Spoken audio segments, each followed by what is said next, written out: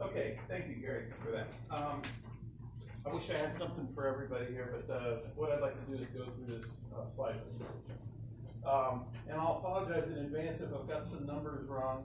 Some of this is from Wikipedia, and sometimes that's a little outdated. But 5,700 roughly per residence. That's pretty close. Sound accurate? Okay. West Penn Power is the utility company, and from what I can see on your published budget, your budget is approximately $2.5 million. That's all right? Yeah. Okay.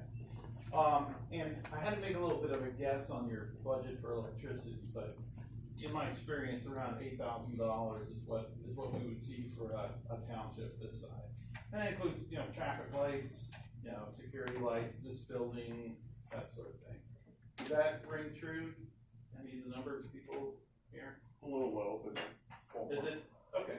All right. Good enough.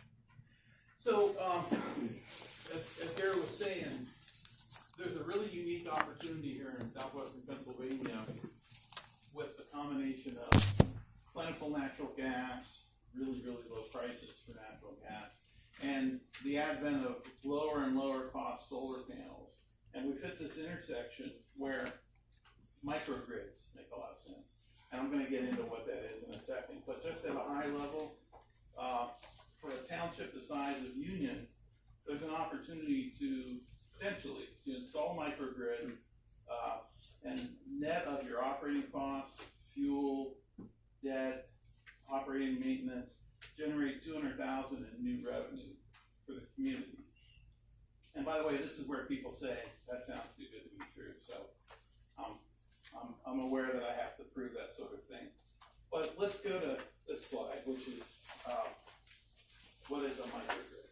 So first of all, everybody, I guess, is aware of what the grid is.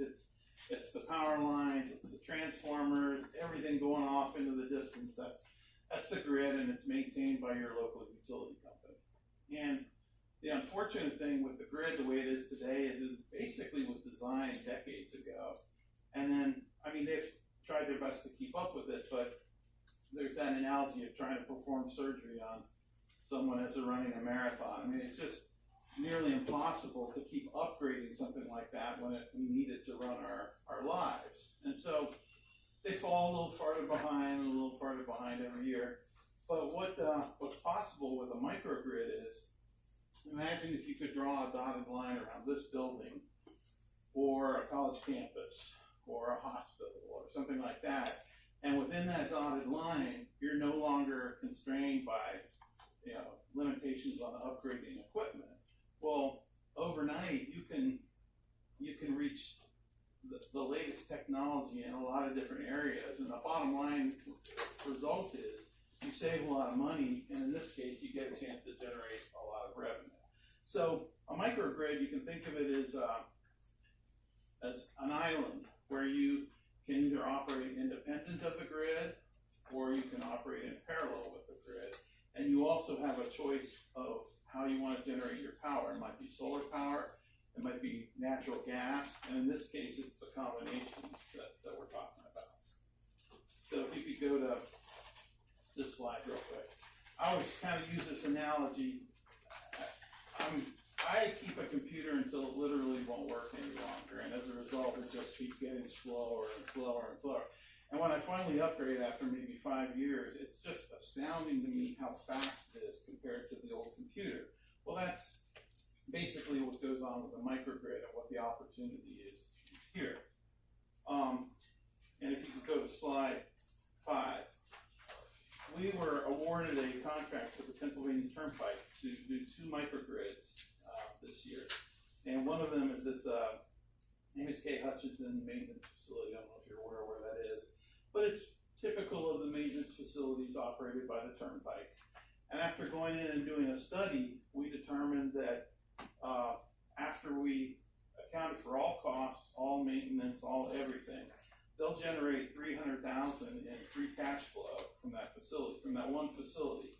And I remember the meeting where we presented that to them, and I asked them how many cars would have to appear on the Turnpike to equal $300,000 in new toll revenue. And somebody actually got out a calculator. It turned out it was a lot of cars. And the point is, whether it's a turnpike or a municipality, the premise here is that we can create new revenue without raising taxes. And in your case, if what I believe is true is actually true, we'd be looking at about the equivalent of about an 8% increase in your revenue without raising taxes. Now, this is definitely the part where people say that sounds too good to be true. And I realize that. But we've proven it in other places. And what we're willing to do here is, if you were interested, we'll perform on our expense a study to determine exactly what the potential is, and come back in a few weeks and show you what we found. And what we've done, say, North Urbane, for example, if we do that, we come back, we present the findings, and then a determination is made. Should we move ahead, maybe form a subcommittee and find out, exactly what the cost would be, get down into the details of what something like this would cost, the timeline, and really quantify the benefits for the township. All on our nickel, no cost to the township. So the main thing we ask is that if we're going to make that effort, we'd like to know that there's legitimate interest and not just something that would go into a drawer after we do it.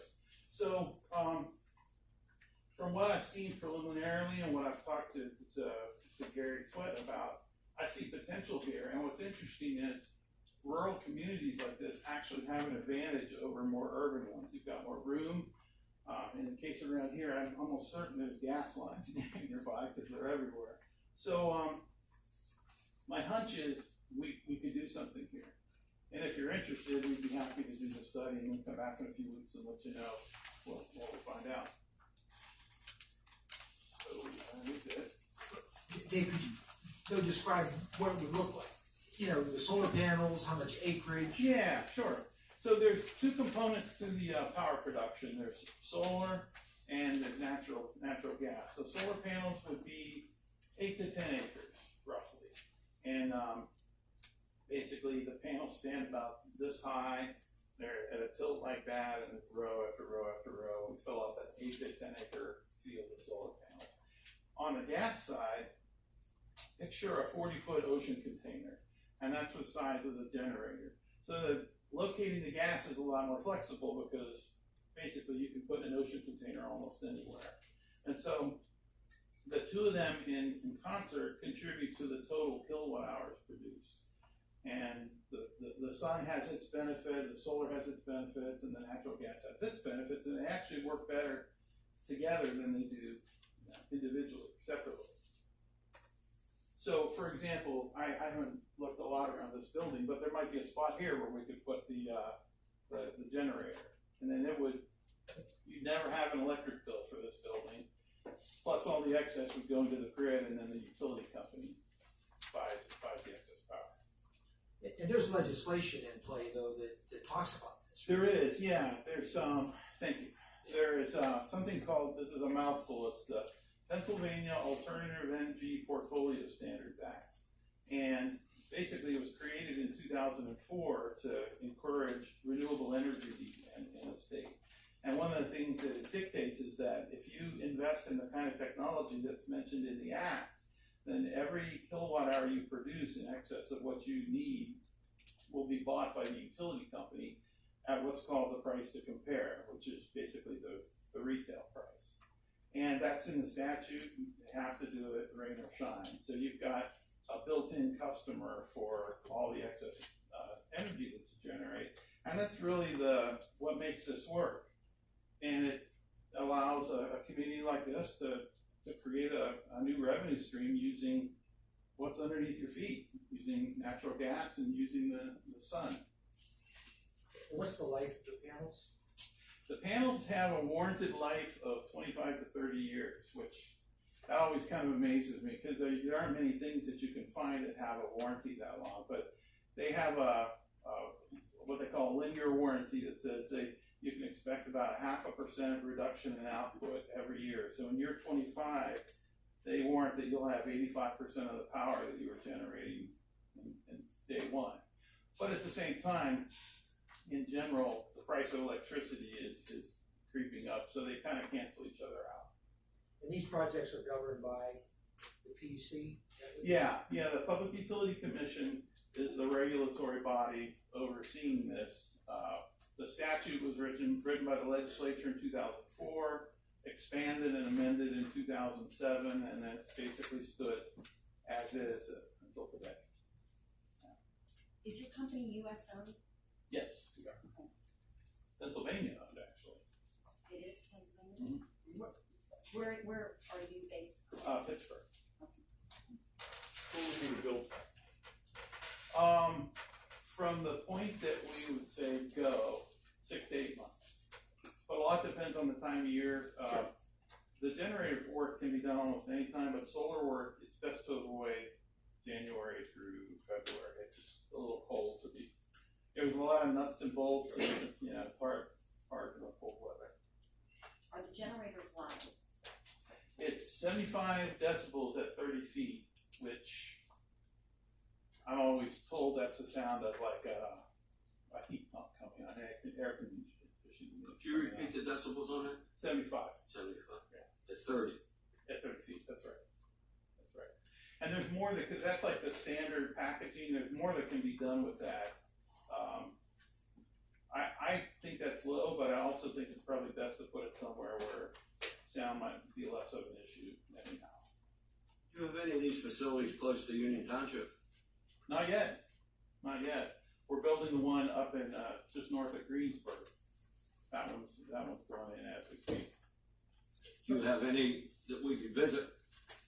Solar, yes. The microgrid, no. Microgrids are new, so I can take you to solar facilities that we've built, other solar facilities in the area. The generator component is the part that's new. You don't have any combination, solar and generator? I don't. No, we don't. No one does. The solar ones you have, Mm-hmm. any of them close? Smith Township. Yeah, Washington Smith County, Smith Township, yeah.